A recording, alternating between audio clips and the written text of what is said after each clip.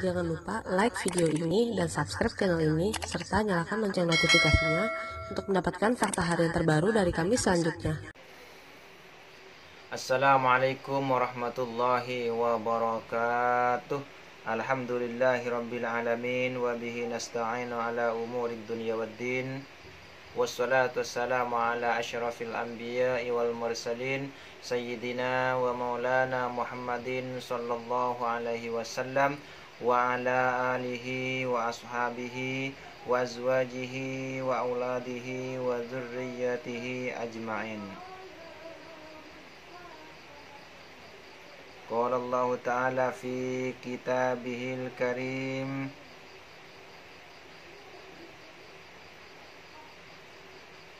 kullu syai'in halikun illa wajhah.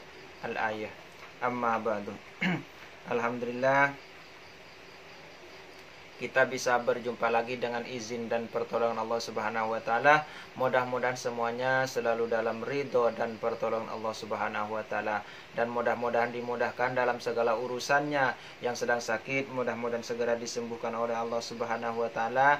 Yang sedang mencari pekerjaan mudah-mudahan segera mendapatkan pekerjaan yang menghasilkan banyak uang, banyak rezeki yang halal dan barokah. Yang sedang punya hutang mudah-mudahan segera mampu melunasi hutang-hutangnya dengan izin Allah Subhanahu wa taala. Dan yang punya usaha mudah-mudahan usahanya laris manis, lancar, barokah ya. Mendapatkan rezeki yang banyak, yang halal dan barokah. Amin ya rabbal alamin. Alhamdulillah, pada kesempatan kali ini mudah-mudahan kita semuanya selalu dalam bimbingan dan rahmat Allah Subhanahu wa taala. Mudah-mudahan kita diampuni dari segala dosa-dosa dan diselamatkan dari tergelincirnya iman. Mudah-mudahan kita semuanya yang mendengarkan video ini, mudah-mudahan semuanya dapat merasakan manisnya iman. Amin ya rabbal alamin. Karena jika seseorang sudah sampai merasakan manisnya iman, maka pasti akan merasakan keindahan dan kenyamanan yang luar biasa. Alhamdulillah, pada kesempatan kali ini saya akan menjelaskan sesuai yang saya janjikan di video saya sebelumnya. Mudah-mudahan ini adalah izin dan ridho atau keridhaan dari Allah Subhanahu wa taala, sehingga saya bisa dengan cepat memenuhi janji saya kepada saudara-saudari sekalian dimanapun berada, yaitu tentang pertanyaan yang sering muncul di benak kita tentang keadaan Allah. Video sebelumnya sudah saya jelaskan tentang jawaban siapa yang menciptakan Allah, karena itu adalah tipu daya setan, tipu daya iblis dan bala tentaranya untuk melepaskan, untuk melunturkan iman kita. Jadi kadang-kadang timbul di dalam benak kita, lalu siapa yang menciptakan Tuhan, atau siapa yang menciptakan Allah?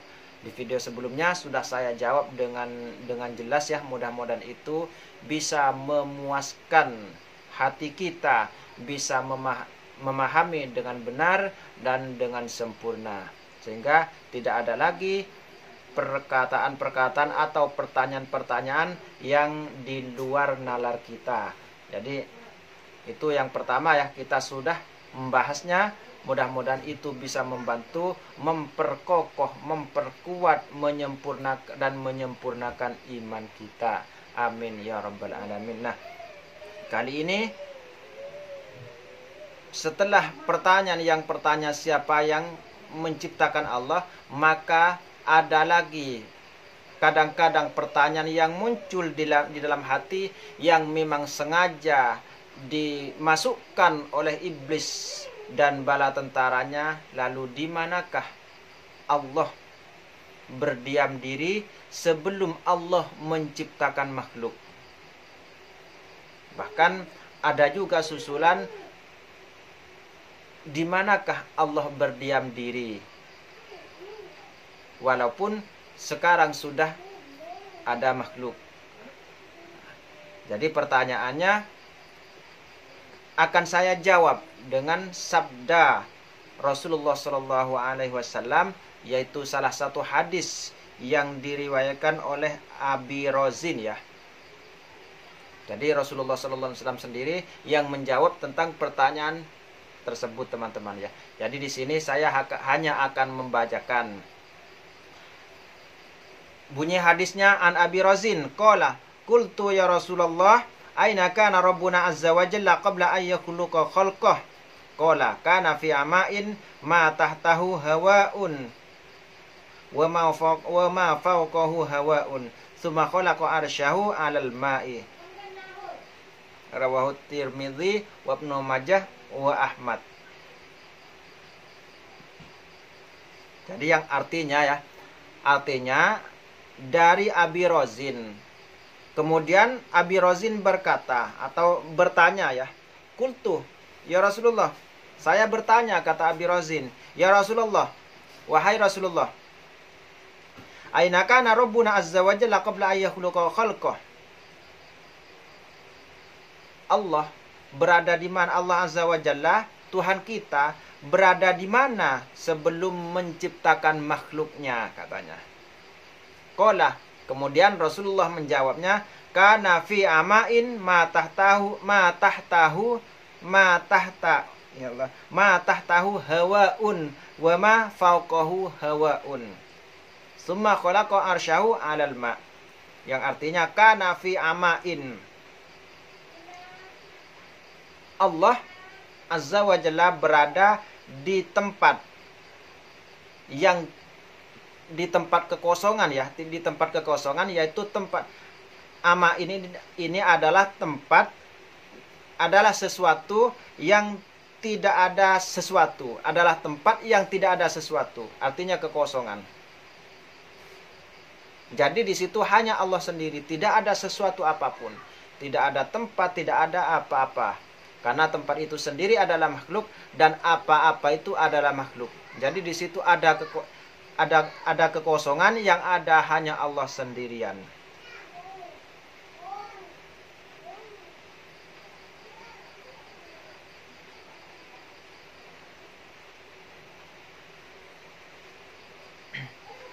Ma tahtahu hawaun wa ma fawqahu hawaun. Jadi di bawahnya tidak ada hawa dan juga di atasnya tidak ada hawa. Jadi kosong ya, tidak ada apa-apa sekali. Tidak ada apa-apa sama sekali.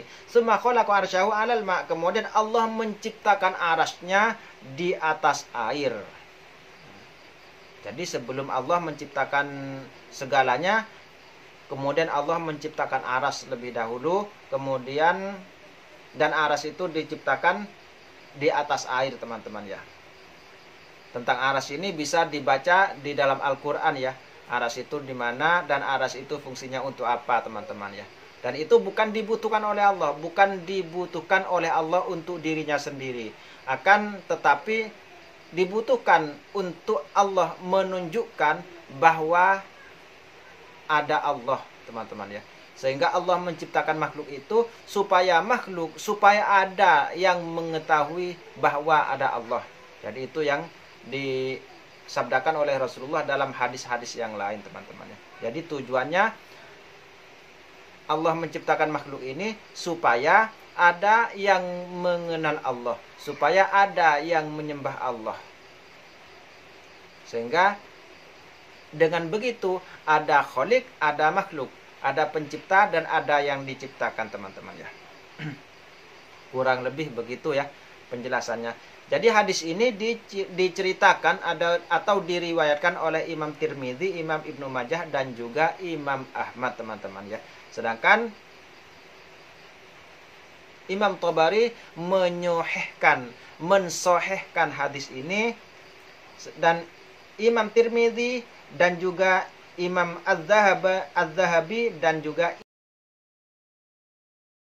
Imam atau membaguskan hadis ini, teman-teman. Jadi Imam Tirmidzi, Imam Zahabi dan juga Imam Ibnu Taimiyah menghasankan hadis ini.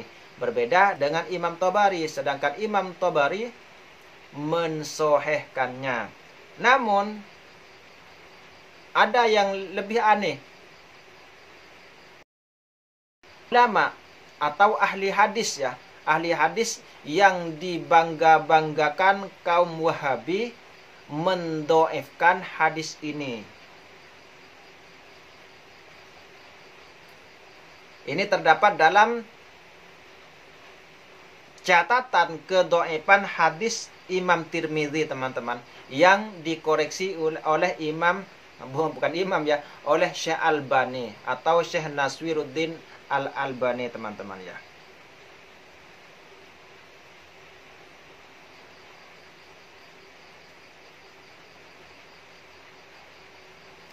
Jadi penjelasan di atas tentang tentang ama ya. Ama adalah sesuatu kekosongan ya. Laisa ma'ahu syai'un. Jadi tidak ada sama sekali sesuatu, tidak ada sesuatu sama sekali, yang ada hanya kosong, teman-teman ya. Jadi itu.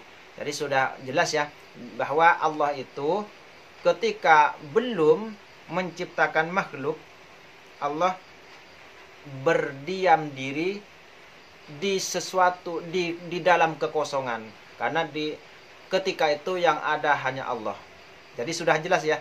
Dan ini sekaligus jawaban atau pengokoh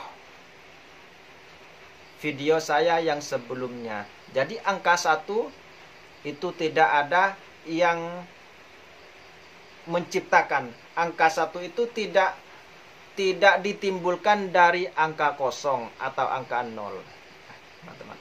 Karena angka 1 itu berdiri dengan sendirinya. Berbeda dengan angka 2 itu karena adanya angka 1, dan juga seterusnya 2, 3, 4, 5 dan seterusnya hingga angka 9 itu karena adanya atau berangkat dari angka 1. Sedangkan angka 1 tidak berangkat dari mana-mana, karena sebelum 1 adalah 0, adalah kosong. Jadi ama ini ya. Jadi sudah jelas ya. Jadi itu adalah gambaran bagi kita, bagi kaum yang berakal, bagi orang yang berakal, bahwa hitungan itu sendiri dimulai dari 0, kemudian meloncat ke 1, adanya hanya 1, setelah 0 hanya 1, tidak ada yang lain. Nah, barulah dari 1 itu Allah menciptakan yang namanya makhluk berpasang-pasangan, yaitu 2, 3, 4, 5, 6, 7, 8, 9. Setelah sampai ke 9 sudah tamat, berarti akan kembali kepada asalnya, yaitu 1 lagi. Dan setelah itu akan kosong kembali, teman-teman ya. Tidak ada yang namanya alam dunia. Yang ada hanyalah alam akhirat ya. Dan setelah memasuki alam akhirat, manusia akan abadi. Jadi imma abadi di dalam surga, imma abadi di dalam neraka.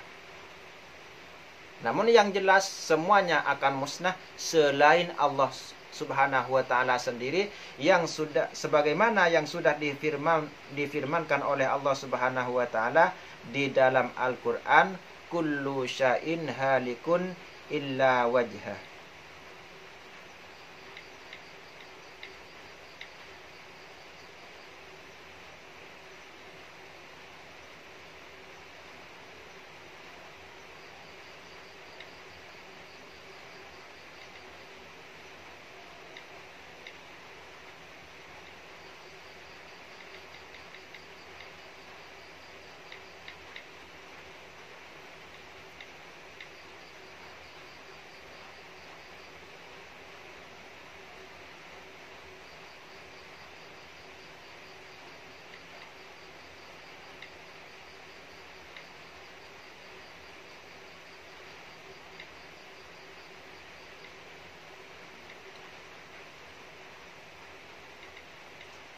Jadi di sini sudah jelas ya bahwa tidak ada yang abadi selain Allah. Jadi yang abadi hanya Allah. Allah tidak ada permulaannya dan juga tidak ada akhirnya. Sedangkan semua makhluk ada permulaannya dan juga ada akhirnya. Kecuali setelah pindah ke akhirat, di sana akan abadan abada atau abadi selama-lamanya sesuai kehendak Allah. Jadi merugilah orang yang tidak taat kepada Allah ketika hidup di dunia, yang dipenuhi dengan perbuatan-perbuatan mungkar, perbuatan-perbuatan maksiat dan sebagainya. Keingkaran kepada nikmat Allah, keingkaran kepada ketuhanan dan sebagainya, itu adalah penyebab malapetaka yang luar biasa. Karena di akhirat kita akan hidup abadi. Walaupun kita hidup di neraka, kita akan abadi di dalam neraka dan tidak ada keringanan sama sekali di sana, sesuai yang sudah difirmankan Allah di dalam Al-Qur'an. Dan begitu pula orang yang hidup di dalam surga akan mengalami kenikmatan yang tidak pernah putus dan tidak pernah berhenti, tidak pernah merenggang, akan tetapi selama-lamanya.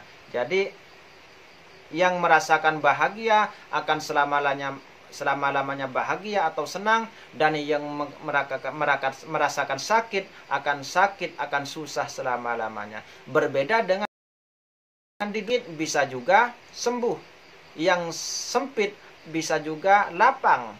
Jadi akan silih berganti. Jadi ada susah, ada bahagia, dan juga sebaliknya. Akan tetapi di akhirat hanya ada dua pilihan. Kalau tidak senang terus, yaitu susah terus, teman-teman ya. Makanya kita harus berhati-hati. Jadi di sini sudah terjawab ya. Mudah-mudahan ini bisa membantu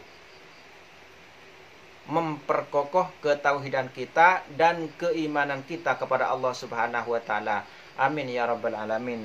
Mungkin penjelasan yang sederhana ini bisa membantu, dan mungkin saya cukupkan di sini saja ya, karena kalau dibawakan dalil-dalil yang banyak ya, malah nanti kepanjangan dan akan menimbulkan kemalasan untuk mendengarkan video ini, teman-teman ya.